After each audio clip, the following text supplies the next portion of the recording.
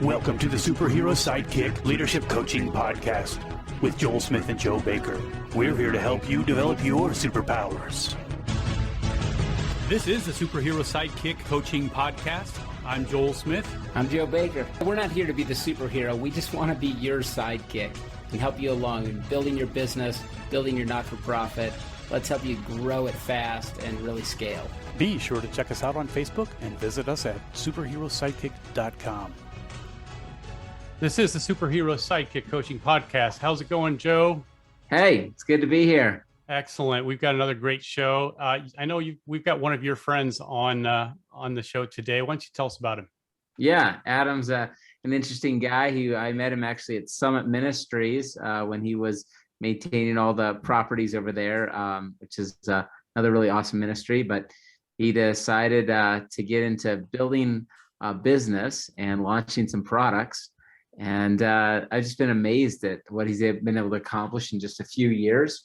And we're going to share about that. And Adam has also been on my snowmobile trip. And so we've been friends now for a little bit. And I feel like our relationship really accelerated last year. And hopefully we can do it again. If not, I hope to build a product with you at some time, Adam. And so Adam, thanks for coming on the show. Man, I would love that. Yep, anytime you can work with Joe, definitely should. If you can go snowmobiling with him, definitely do. But just be warned, you will be dared to do stuff that you are just way uncomfortable with. But snow's soft and forgiving. Yeah. Yep. You can usually nail the landing. Yeah. Awesome. Thank you for having me on. Nice to meet you, Joel. Joe, good to see you again. Now, you guys, you asked me to share my story. Is that correct? We'll kick it off that way. Yeah. Tell us about your company. Tell us about a great place to start. Yep. Yeah. So going Cliff Notes version, going back before the company, like Joe said, in Colorado, I was working construction, doing maintenance. I moved into construction management on some projects, and I got to the point where I was getting good at something that I really didn't want to make that my career. So that's where I was in 2013. I finished my college degree that I started in 1997. So you can see the span there. I finally finished it once I had like 4 kids at that point, but decided we're gonna finish this thing, and said to my wife one day, "Hey, let's try something." She's 5 months pregnant, and I'm pitching to her quitting a job with benefits and moving across the country to caretake her parents' place so we can have a longer runway to start a business. And I didn't even have a definition of what I was doing. So we did that. We jumped off a Colorado good paying job and moved across the country. And there we were in Illinois trying to figure out what we're doing. I did a lot of experimentation, a lot of learning. You know how blitz learning when you're an entrepreneur, you got to just learn what you need to learn for the day to get the job done. So we decided to start launching products, and our first product is kind of funny because there's almost like blog posts put together in a kit. I found this sweet spot where people were searching for Lego tables and Lego base plates on Amazon, but you search Lego table and there's base plates being sold. And like, oh, people are like making Lego tables out of these. So I sold a kit that was literally like the plates themselves, these little 10-inch by 10-inch plates with Lego studs, Gorilla Glue, and instructions on how to put it together. That was like the first thing. Yeah. And believe it or not, it sold. It actually did fairly well. Wow. I eventually replaced that one with basically a peel off backing. Way better. Similar to those tiles you get for your kitchen that are linoleum, like just peel stick. That was a great product. So that's kind of what we did, and kind of worked into, it became a family brand. So we did a lot of toy storage, a lot of Lego compatible stuff, things like that. So the brand's name was Creative QT. We launched that in 2015. And we've built a handful of products in the process. We actually sold it this last summer. So kind of an exciting thing. Made my first successful exit. That was substantial. Yeah. So that was a lot of fun. So it worked out really well. I got lucky in a lot of ways, but I also discovered where my talents lie, which is lucky in itself. I figured out I'm really good at bringing things from imagination to reality, which was true in construction, which is true in product development. So that's the short version. We developed quite a few products along the way. Had a couple patents in there. This last year, a company came to us and said, "Hey, we're buying businesses in the young mom space." It's one of those venture capitalist groups that is trying to bring companies together and then kind of synergize between them because they have the same audience. Ours fit the category really well. I actually wasn't looking to sell at the time, but I was like, oh, you can give me a number. So they gave me a number, and it was pretty close to where I was at. So a little bit negotiating back and forth, and we had a deal. So that's the short version. Still working on what's next right now. So it's kind of an exciting point in my life. Wow. So yeah. Adam, so something kind of You stands could out retire, to me. right? You call it retired. I'm calling it unemployed for now. So Yeah. I'm working on building my next job. So you Right. you obviously have the gift of entrepreneurship too, and you guys are your own breed of people, and Joe is one of those, and I have one foot in that area, but I'm not necessarily a true-blooded entrepreneur. But tell me what is it? Tell the rest of us out there that can't really understand how you guys can be so comfortable with taking risks and going outside the box and doing things that most people would never think about. So what do you think? Give us an idea. Well, so I gave you kind of the short version of the story. Hey, let's do this. Yes, we'll go. But that involved months of conversations. And really what it came down to was, hey, if this thing blows up, worst case scenario, we're living in a small cabin in Colorado, and I'm working as a carpenter. I was like, and that describes the best years of our marriage. Like worst case scenario is like not that bad. So we reasoned through it that way. It really helps to have a brave wife. And I'm sure Joe can attest to this too, because if my wife wasn't on board, it would be a very different story. So that was very key. So does that answer your question? It's kind of a simple answer, but I think it does. It also, kind of points out that how easy it is for people to limit themselves based on fear. When we look at the worst case scenarios, sometimes just as human beings, we can think, it's a catastrophe, but what you just said clarifies it really well. Like, hey, worst case scenario, we don't have much and we live simple. And the truth is that there's nothing wrong with that. It's a great place to be. It's a great place to start. But yet sometimes when our minds have been adjusted to the culture and what we have, and we want to keep up with the Joneses and do this, there's this fear of losing what we already have. That what I see in guys like you and Joe is that you guys just don't have that fear. It's like, if we lose it all, we'll just make it back up. But that's we live in a country with an amazing support system. Yeah. But that really truly is unique. You guys are a breed of, that 95% of the population don't think like that. Maybe it's still scary. I mean, you're still riding a roller coaster the whole time. It's like, it's amazing. It's as awful. It's amazing. Why don't I get a job? Typically hit what the ride looks like. Yeah. But it's that being set apart that also gives you guys the leg up on everyone else too, because most people just aren't going to take the chance to go out and do something new and different, and that leaves the world is your oyster. Then, you know, as I think about it, I didn't realize this was the direction of our podcast, but I'd just like to share. I think about what I do with rock climbing and the regular casual adventures we have as a family. You're always evaluating, okay, well, what's the worst that can happen? What's the worst that can happen? Like, because you're always leading into risk. And usually the worst that can happen is like, oh, you might, break a wrist or something, or, because like we're placing in gear that, protects us. Usually, you're not going to even get hurt in a fall. But then there are times where you might get hurt, and you're always kind of evaluating that and weighing that against the value equation of like, there's this awesome experience for the family on the other side, but we have to bear some risk to get there. Same thing's true with business. It's like, you have to constantly like evaluate, okay, well, the upside is amazing. The downside's very unlikely, but, we could set us back a couple of years, we could, have to downsize a bit, and so like I think that is the secret to, one of the secrets to entrepreneurship is to building up that tolerance and also looking at what we call in climbing the two jars. And in climbing, there's two jars. You start out with a luck jar and it's full of marbles. And every time something happens where, man, you get caught out in the rain or at night or like something goes terribly wrong, you take you take one of the marbles out of the luck jar and you put it in the skill jar, and eventually have this full skill jar and this empty luck jar.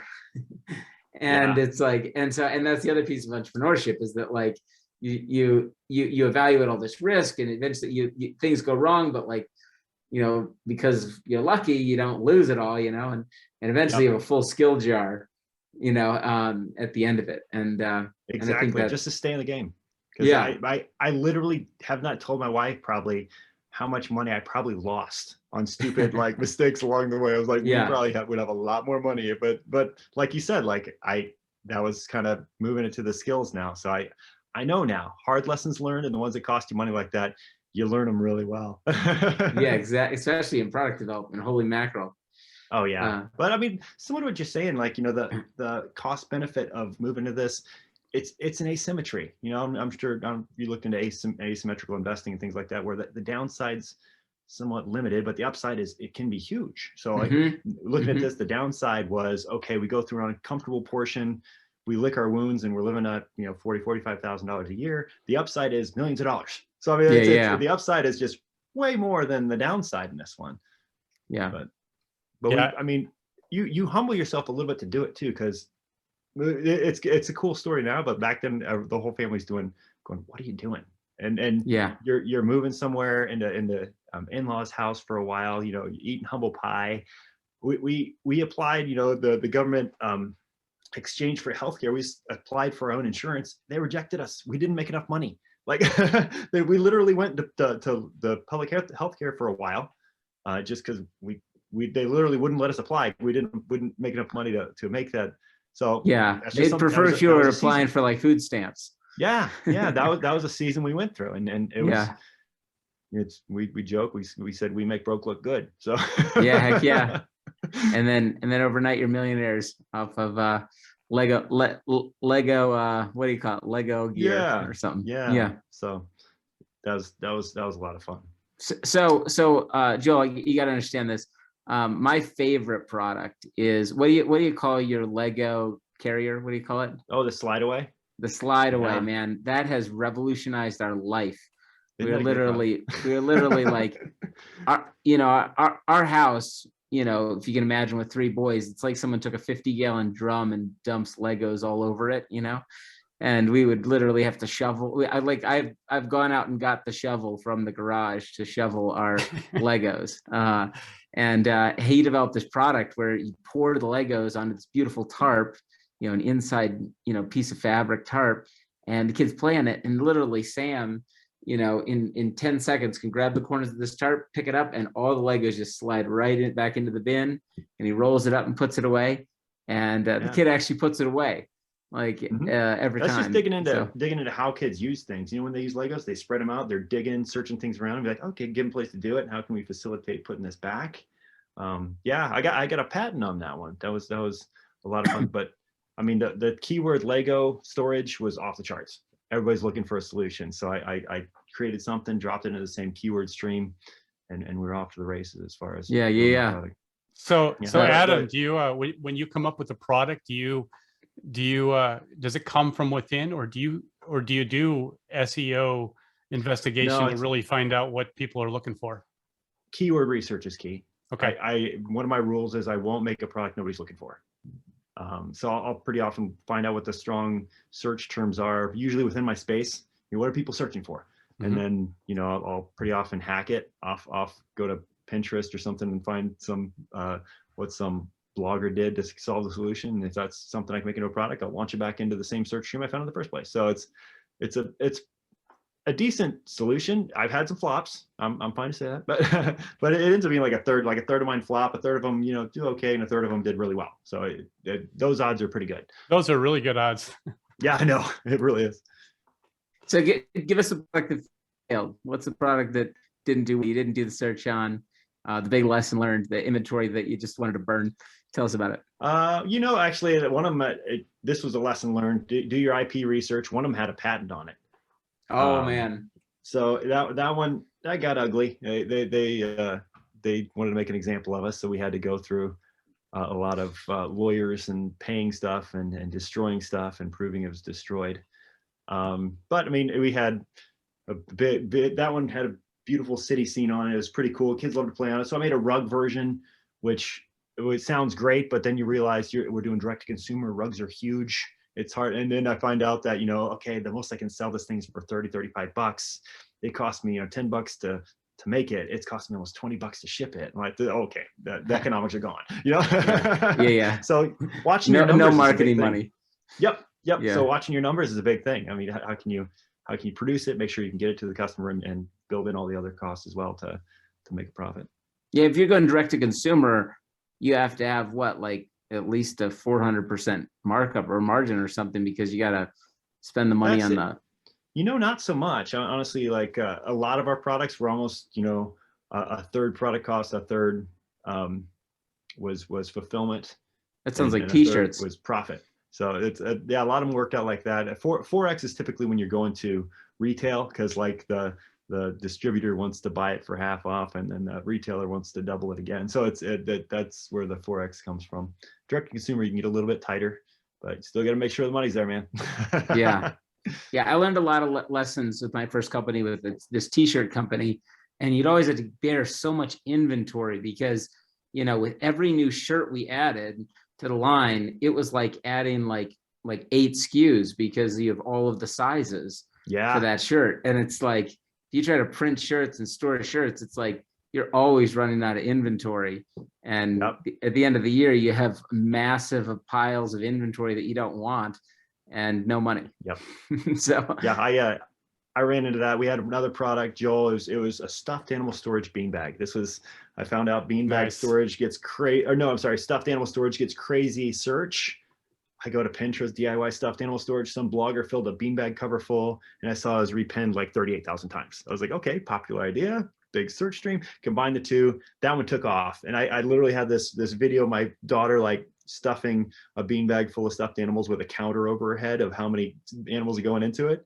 That thing got like, I don't even know, like 20 million views on Facebook. Wow. It went crazy. Wow. We shared it with own one of those. every blogger could.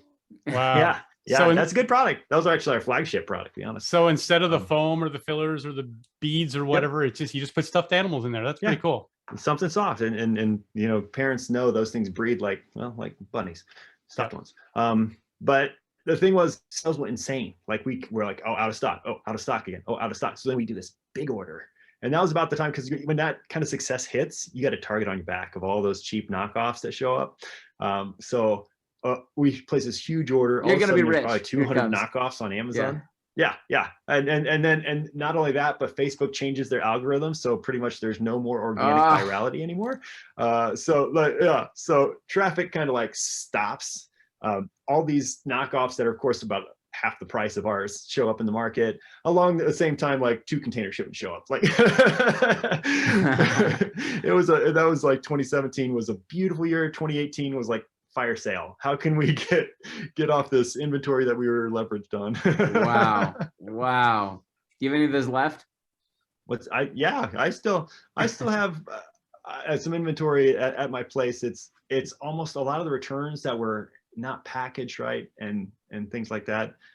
They kind of accumulated over a couple of years. So I have stuff. If you need stuff, I can send you some stuff, Joe. Yeah. Well, maybe we can do some shopping for Christmas. Yeah, you should. It's definitely Christmas time, so you can use some of that. Yeah, but I don't know. You probably can't sell it now, right? I mean, I can't sell it. All this stuff is just stuff that we have that I can send you some stuff. Okay, all right, we'll work it out. I'm not selling it. There's definitely non-compete. Yeah, but well, we could trade for some snowmobiling or something. Yeah. Be careful. I have that much worth of stuff. But I'm just kidding. Well, hey, Adam, we're close to the end of our episode, but I wanted to ask you, so if there's people out there that are maybe thinking about breaking out and doing something creative, or maybe they feel like they have that creative bug or the entrepreneurial bug, what would you say to them? What kind of advice would you give them that might get them off the sofa and get them towards their dream? Yeah. Oh, I mean, where do you want to be in the next 10 years? I mean, you can look and say, is this okay? If it's okay, fine. But if they really want to do it, like, why not? I mean, the worst thing that you can do is fail and go back to what you're doing. I mean, my mantra is success begins with suck. And be okay with that, because when you're starting anything new, you're going to suck at it. I promise. And I sucked at this, but sucked at it long enough that I got good at it. So that's the other thing. Heck yeah. All right. Well, hey, sounds great. Thank you, Adam, for being on our program. We really appreciate it. Yeah, thank you for having me. Your story is very inspiring, and it's just what a lot of people need to hear, I'm sure. So thanks, Joe. Heck yeah. All right. We'll see you guys all later. We'll see you on the next episode.